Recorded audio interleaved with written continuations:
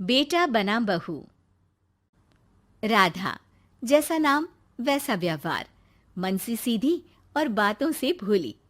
सौतेली माँ ने बहुत बुरा व्यवहार किया, लेकिन पति। माँ, क्यों तुम राधा को हमेशा बोलती रहती हो? मैं साफ साफ कह देता हूँ, अगर इस घर में किसी ने राधा को कुछ भी कहा तो मैं घर छोड़ दूंगा। अरे वाह बेटा वाह, यही दिन दिखाने के लिए तुझे इतना बड़ा किया। सोचा बहू आएगी तो आराम करूंगी, लेकिन बेटा है कि जोरू का गुलाम। अब क्या कहें। माँ, जो सोचना है सोचो, मुझे फर्क नहीं पड़ता। मैंने कोई लव मैरिज नहीं की है। आपने जिससे बोला मैंने शादी की, लेकिन अब मैं राधा को किसी भी परेशानी में नहीं देख सकता। हाँ हाँ, और मुझे देख सकते हो क्यों? अरे माँ, देखना तो मैं तुझे भी नहीं चाहता, लेकिन खुद सोच, राधा के आने से पहले तुम पूरा खाना बनाती थी, लेकिन अब जब से राधा आई है एक गिलास पानी भी खुद से नहीं लेती। अरे भाई, राधा भी तो मेरी ही उम्र की है। मैं आपके लिए बच्चा तो वो आपके लिए समझदार बहू। कैसे? उसे वक्त देना माँ। वो थक जाती है, रोती है, उसके पैर में दर्द होता है। आपको वो क्यों नहीं दिखता माँ? नहीं नहीं, ऐसा कुछ भी नहीं है। अरे वाह जी वाह, सारी तीली लगा दी। अब बोल रही है कि ना जी ना, कोई बात ना है। तीली? क्या बोल रही हैं आप सासू माँ? अरे राधा, तुम चिंता ना करो। माँ की आदत है हर बात पर ताने देने की। तुम कमरे में जाओ, मैं ग्रीन टी लेकर आ रहा हूँ। सास बेटे की हरकत से आग बबूली हो जाती है।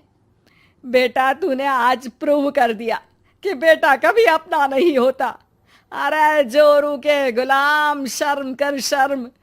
तेरी माँ हूँ, सास नहीं जो खरी खोटी सुना रहा है कल की आई दुल्हन के आगे। अरे बहू बनना आसान ना है। बेटा, जो कि अपनी नई नवेली पत्नी पर जान छिड़कता था, माँ की बातों से गुस्सा हो जाता है। माँ, साफ साफ बात करो। तुम राधा को कभी कुछ नहीं कहोगी, इसके लिए मैं क्या कर सकता हूँ? कुछ नहीं कहूंगी? अरे बेटा, बावला हो गया है क्या?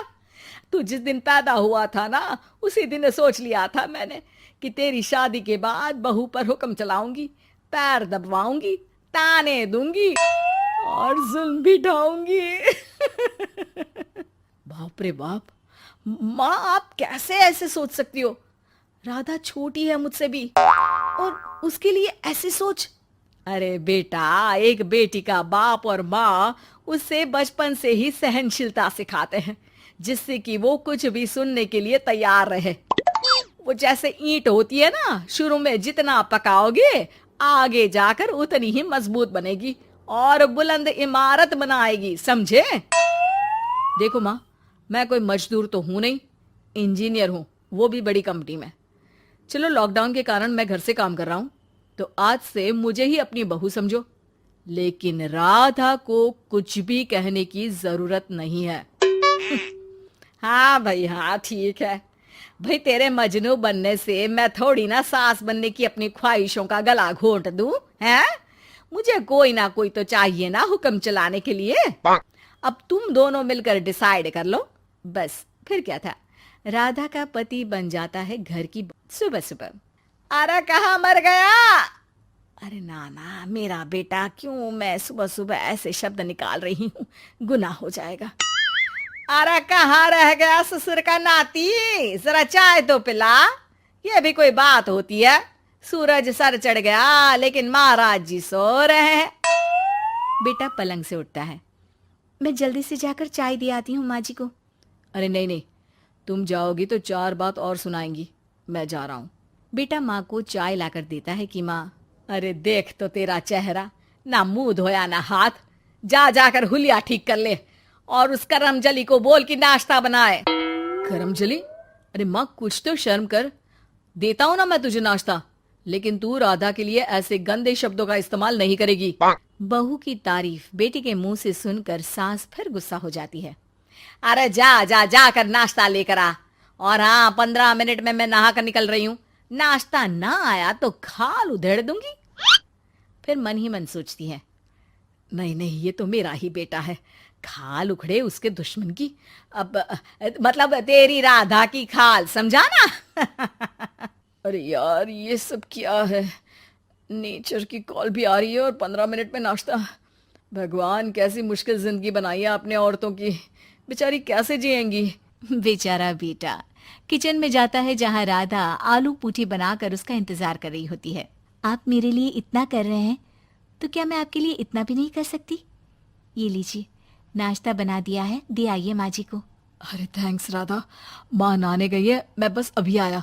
ये नाश्ता यहीं रख दो, मैं आकर दे दूंगा माँ को। थोड़ी देर में माँ की आवाज आती है। अरे कहाँ रह गए? 15 मिनट हो गई, नाश्ता कहाँ है? बेटा हाथ में वही आलू पूठी वाली थाली लेकर खड़ा हो जाता है माँ के सामने। ये रहा नाश्ता, लो खाओ। माँ थोड़ा सा खाना खाती है और फिर छी छी, ठंडा खाना यही सिखाया है तेरी माँ ने? फिर थोड़ा सोचकर रुक जाती है। इसकी माँ तो मैं ही हूँ, खुद पर ही सवाल कर रही हूँ मैं। नाची ना। अरे बेटा, नाश्ता गर्मा गर्म अच्छा लगता है, खास करके पूड़ियाँ। पूड़ी तो छन से छने और टन से प्लेट में आ जाए। देखा माँ, जो बातें आप राधा को सुनाती हो वो अपने बेटे को सुनाने में कितना दुख होता है। तो जैसे आप मुझे सोचती हो वैसा ही राधा को भी समझा करो ना। अरे जितने लाड प्यार से आपने मुझे बड़ा किया, क्या उसकी माँ ने नहीं किया? हाँ हाँ पता है, उपदेश मत दे।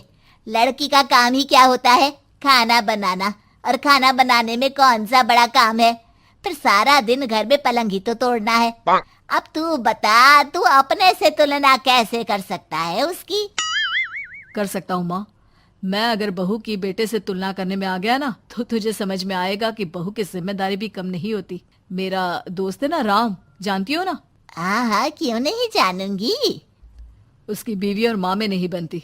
बीवी ये मोटे मोटे ताने सास को देती है और सास उसे। हाँ हाँ तो फिर क्या, घर ठीक से चल नहीं पा रहा था। सास कहती बहू काम सारा करे, बहू का कहना था कि सास मदद करे। ऐसे में बेचारा न लंच लाता और ना ठीक से खा कर आता। नतीजा, बीमार रहने लगा। ऑफिस की नौकरी गई, खर्चा खाना सब बंद। कर लो अब सास बहू की लड़ाई। बेटा बीमार घर पर बैठा, पैसे की आमदनी नहीं, बहू भी कभी मायके कभी ससुराल। अब तो सुना है सास बहू की ही कमाई खा रही है, वो भी तानों के साथ। घर का भी सारा काम वही करती है। अरे बस कर बेटा, मुझे समझ में आ गया। तू तो बेटा ही रहे। बहू को अब बहू नहीं, मैं बेटी बना कर रखूंगी।